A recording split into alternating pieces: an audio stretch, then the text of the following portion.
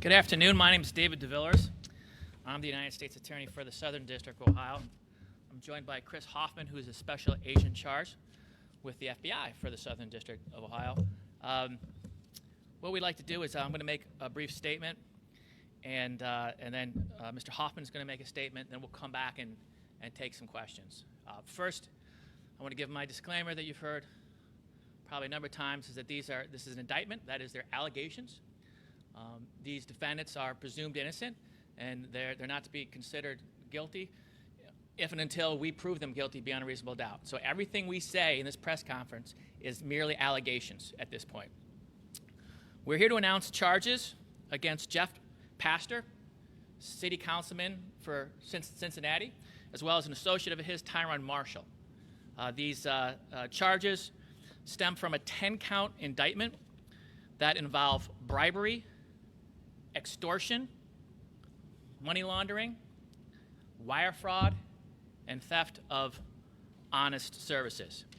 The gist of this conspiracy took place from August of 2018 through February of 2019. It involves multiple occasions of bribes, $55,000 in bribes to both of these defendants, 45,000 of which were in cash payments, between $10,000 and $15,000. The bribes were in turn for votes and influence over the city council on two developments. And you'll see in the indictment, we named two of the developments. It involved an undercover FBI agent, as well as two confidential witnesses. One of those confidential witnesses is Mr. Ndukwe. He is going to make a statement, I believe, send a statement out to the media here pretty soon. Mr. Ndukwe was vital and important to this investigation, and we thank him for everything that he's done. It wasn't just cash and money that went into this bribe. They're also solicited for salaries from these two individuals and these two developments. There was talk of investment. These were solicited by Mr. Pastor and Mr. Marshall. The money laundering stems from a non-for-profit that Mr. Marshall set up, where a cashier's check went to this non-for-profit, and then the cash was cashed out later and provided to Mr. Pastor. That's where the money laundering comes from. You'll see in the indictment there are many quotes. I believe Mr. Pastor described it as sanitizing the money going to him. This indictment is indicative of a culture of corruption that we have and we need to address, a culture of extortion, a culture of pay to play. And people like Mr. Ndukwe and others have been victims of extortion. It's expected, and it has to end. And as you're aware, that we've had a lot of corruption here in the Southern District of Ohio in the past year, and this is indicative of this just concept. We want to flip that script. I mean, and one of the reasons we're here today is to flip that script. We want to turn this from a culture of corruption to a culture of whistleblowers, to a culture of individuals who will come forward and talk with us and let us know what is happening. It doesn't matter if you are, as an official, if you're a government official, if you're an elected official, and you promise to do something in your official capacity for money, whether it's going into your pocket or whether it's going into your campaign, is a federal crime. It has been a federal crime, and it will remain a federal crime, and we will prosecute that federal crime here in the Southern District of Ohio. I want to thank the FBI. I want to thank Special in Charge Hoffman. I want to thank Emily Gladfelter and Matt Singer, who are the AUSAs that were in charge of this case. We still have a way to go, still have some prosecutions to do. And I called Mr. Ndukwe yesterday and personally thanked him, and I want to publicly thank him for doing what he did, because we can't do these cases without people like Mr. Ndukwe. And with that, I'll hand it over to Mr. Hoffman.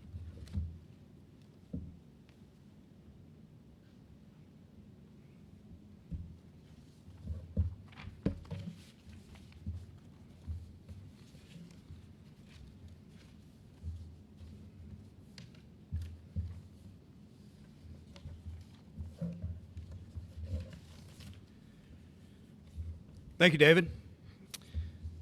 My name is Chris Hoffman. I am the Special Agent in charge of the Cincinnati Field Office for the Southern District of Ohio, as Mr. DeVillers said, at CHRISHOFFMAN. It was just a few months ago, I was up in Columbus with Mr. DeVillers. We announced the public corruption charges for Mr. Householder. And I said then, from City Council to the State House, public corruption is unacceptable. I meant it then and I mean it now. Those words hold very true today. Public corruption is the top criminal priority for the FBI. As I said before, it undermines the public trust, and it undermines the public's confidence and the strength of our democracy. The people of Cincinnati deserve better. Businesses who want to come to Cincinnati want to know they're getting a fair deal. They don't want to pay to play. When a city council member attempts to line his pockets in exchange for favors or votes in City Hall, it is a disservice to the citizens of Cincinnati. The indictment unsealed today, as mentioned, accuses Councilman Pastor and his business associate, Tyron Marshall, for attempting to extort developers, for asking for and accepting bribes while Pastor was a member of council. Matter of fact, I was talking to my supervisor in charge of a public corruption squad down here, and he reminded me, I think it was 6 months into Pastor's service as a councilman when he sought his first bribe. 6 months. As mentioned in the indictment, Pastor and Marshall were aggressive and cavalier in their request for money. They wanted developers to pay them thousands of dollars in order to deliver votes to City Hall. Pastor went as far as to ask, quote, for a base salary, end quote, of $115,000 per year for himself and another $85,000 for his friend Tyron Marshall. Later, Pastor stated that $200,000 was what he called a median income for the things he was doing. While Pastor was being paid by the taxpayers to represent the city of Cincinnati, he was secretly soliciting bribes from developers. He promoted his own interest above those of the citizens of Cincinnati.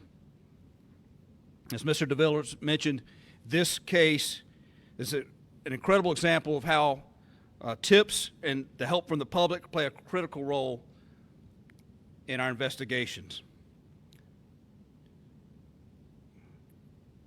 Reverend Graham, I think, said, when one man's shows moral courage, other spines are stiffened, right?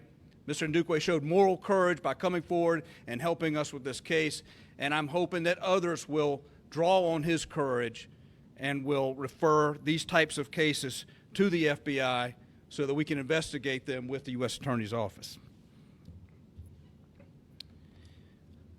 I'd like to end today with a little challenge. We're talking about flipping the script.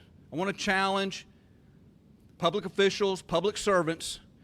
This is the Marine Corps birthday, and it is the eve of Veterans Day. We're going to honor Marines and veterans for these 2 days for sacrifice, for selflessness. All right? I want to challenge our politicians and public servants to have a veteran's heart, have a Marine's heart. I want them to live a life of service, not disservice. I want our public officials to live a life of selflessness, not selfishness. I want them to be about humility and not hubris.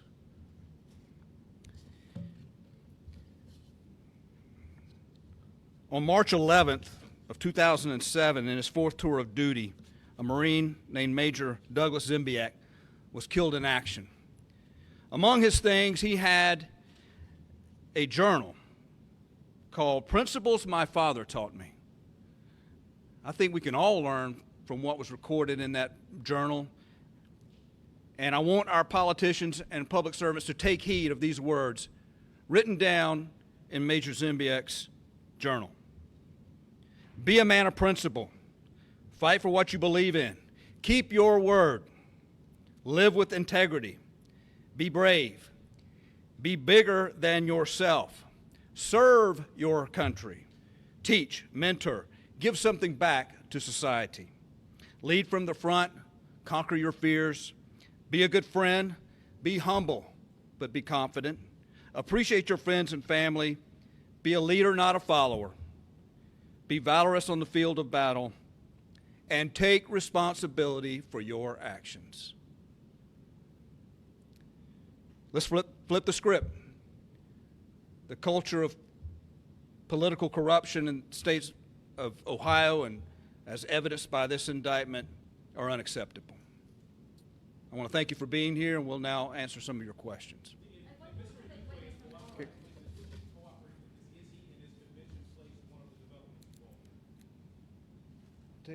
Repeat your question, I'm sorry. Mr. Ndukwe? Yes. Which cooperating witness number is he, and is convention place one of the developments involved? Do you know what, the indictment which one it is? CW1. Cooperating witness 1. And the developments involved? I don't have them in front of me. They're not named the indictment, so Yep. we're not gonna divulge those. But it's development one belonged to Mr. Ndukwe.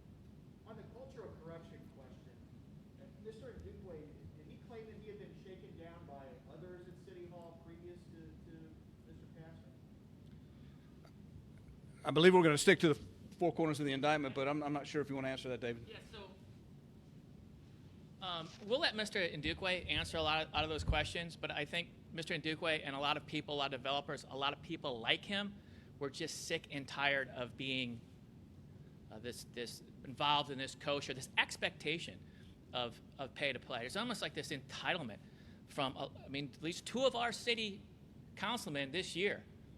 And I think overall in Ohio, we've got corruption cases in Dayton, we've got, of course, the State House, and it's incredible and shocking and amazing to me how this sort of entitlement seems to come from a lot of politicians. Not all politicians, but a lot of them.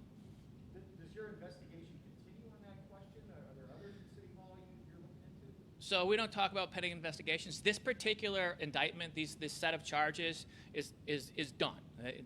As far as Mr. Pastor and Mr. Murray's concerned, we're done. Mr. Marshall's concerned that this is the stem. We're not looking at other individuals involved in this particular scheme, if you will. Did the witness come forward right away, or was it after several times that Pastor reached out for David? We approached the witness, Mr. Ndukwe, had nothing to do really with Mr. Pastor. Because of his position in the community, as a developer, we, that is the United States government, the FBI, and USA's, went to him, and he agreed to help. Why did you choose him? Why approach him? I'll let Mr. Ndukwe talk about that, but mostly because of his position in the community. We knew through information, through sources, through historical sources, that this was the gig. This was the shtick, and he was in a position to be able to be extorted, quite frankly. Any evidence of connection to the previous case involving city council with this one? No. Is that environment at City Hall in Cincinnati ripe for bribery, extortion, corruption? The fact that we had two in I don't know how many in 1 year, that tells you all you need to know. That's a shocking part. That they were. It's almost more disturbing that they had nothing to do with each other, right? Because of this culture that we're talking about, and we hope people take heed of it. Mr. Hoffman, you said this was oppressive. Within 6 months in office, this behavior is happening. What does that tell you? So I had a conversation with, again, with my public corruption supervisor today around lunchtime, and I said, "Do you think that folks seek public office because they're greedy, they want to use their public office, or is it the office, is it the power that turns them that way?" I think if someone's seeking a bribe within 6 months, they probably entered office with the intention. I'm only guessing here, but I think unfortunately, and that's what we're talking about with Mr. Villers flipping the script, we need people to seek office who have integrity and want to serve, not who want to be served. And I think if you're seeking a bribery within 6 months of taking office, you probably had a path that you were going down when you took office. In the case of Ms. Bernard, the development question went through. Did these two developments go through? Did they clear the council or the city? I don't believe so. I think the answer is yes and no. I think development one, to some in some capacity did, and Development 2 did not. And in fact, that is us and the FBI, disengaged at one point because we're trying to save taxpayers' money and bribes. I apologize. That is not up to me. I think that often in corruption cases and even play to pay, the result is actually good for the people, but the politicians take absolute advantage of it and solicit bribes. And sometimes, it's not. But those were two real projects, yes. So at City Hall, Pastor and Denard, they're not known as particularly powerful members of council. Would you say they were delusional about their ability to influence other people's votes? I mean, did that actually happen where they influenced people's votes? I don't know. What we do know is that is what the offer was. That was the quid pro quo. They would do this or attempt to do it in return for this money that they accepted.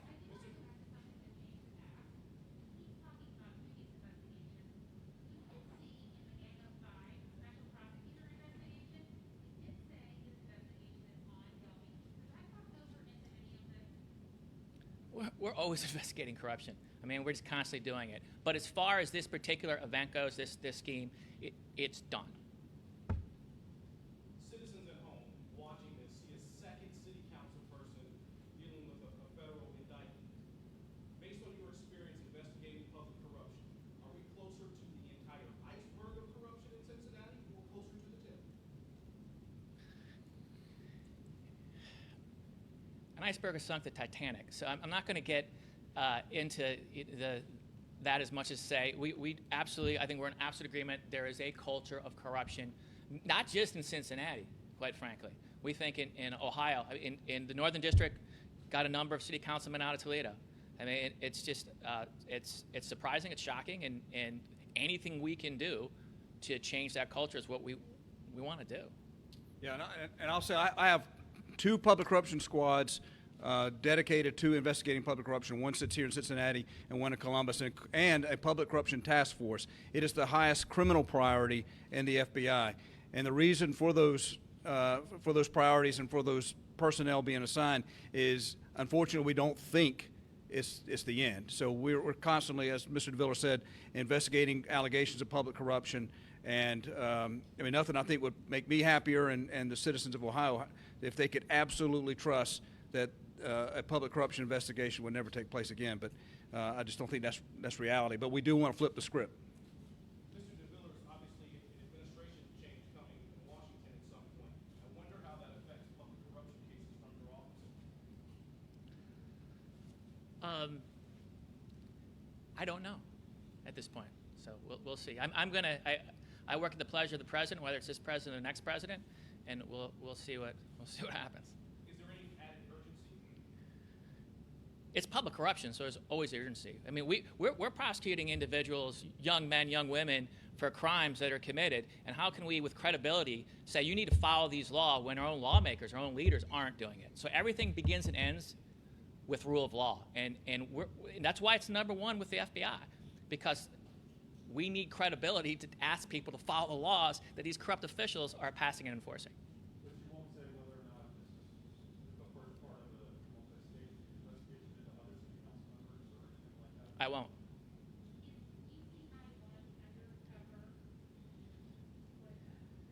Undercover.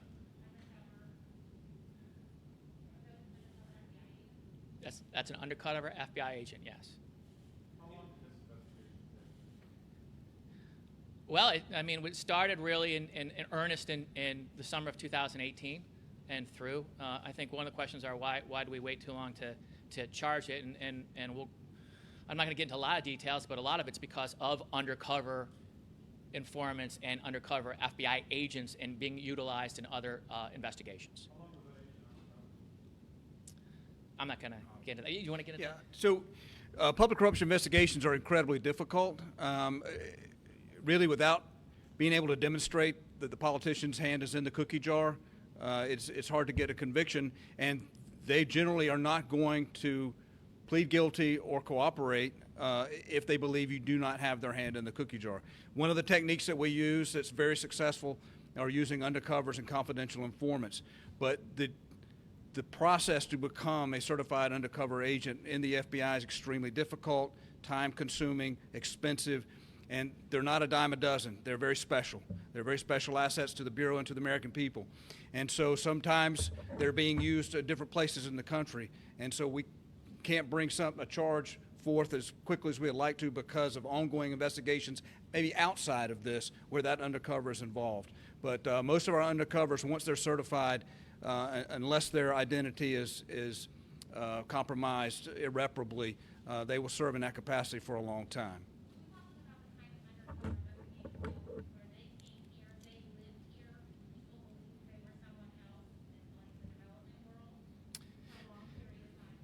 So I'm not going to go into all the techniques that we use for undercover operations and the bona fides and things that we would use, but certainly they're playing a role in that undercover capacity. It makes it sometimes easier that they don't live here, but I'm not going to go into all of the details of that, but sometimes it's easier for undercovers to travel to a location and conduct the undercover operation.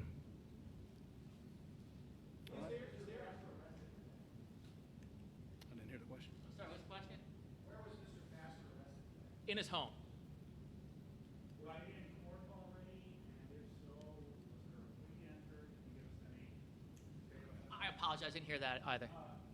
They've been in court, correct, both suspects? Yes, they had their initial appearance only. They haven't had their arraignment yet. In the arraignment, they'll enter a guilty or not guilty charge, presumably at this point a not guilty. But they were informed of their charges.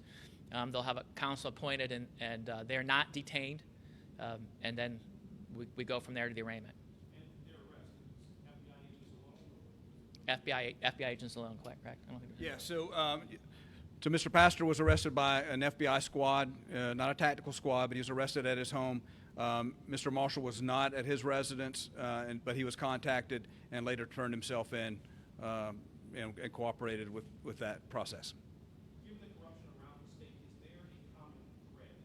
What is the undercurrent that may be connected or feeding this?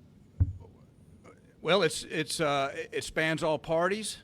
The undercurrent is greed and avarice, and a desire to be self-serving and not live a life of service. That the only common denominator is greed, and it spans all parties. It spans city councils, it's, state government up in Columbus, public officials who work at the highway department. There's any level of public servant can be compromised and be subject to public corruption. So but the undercurrent is almost always greed. After you hold these news conferences, do you get a reaction from politicians around the state? People call and say, I know about something I'd like to talk to you. What do you expect will happen after this news conference is completed over the next week or so? What typically happens? Take us inside. We hope that yeah, it does, and I think more so not just from politicians, but and there are good politicians, there are good public servants in the state of Ohio, but more so in particular this case, we're talking about individuals in the private sector that have to feel extorted, to feel like every time. How would you like to be a developer right now? Listening to this, saying the only way you get what you need to open your business is by greasing some politician's wallet. That's we want those people to come as well. But we will likely get some calls. We hope we do, and then he'll be very busy, and I hope he's very busy.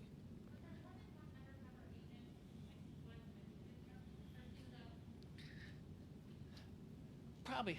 Yeah, I think we may have used two different undercovers. Occasionally, they may, because of a meeting, we use pairs. Sometimes it's a single meeting. It just depends on the situation and what that operation's calling for.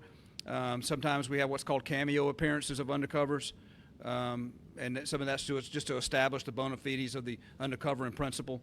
But again, those are kind of gets into the technique, so I don't want to discuss that too much. And for the first question, though, we do get calls, and that's what we're hoping for, that when people hear this, that they are going to call. Can you imagine?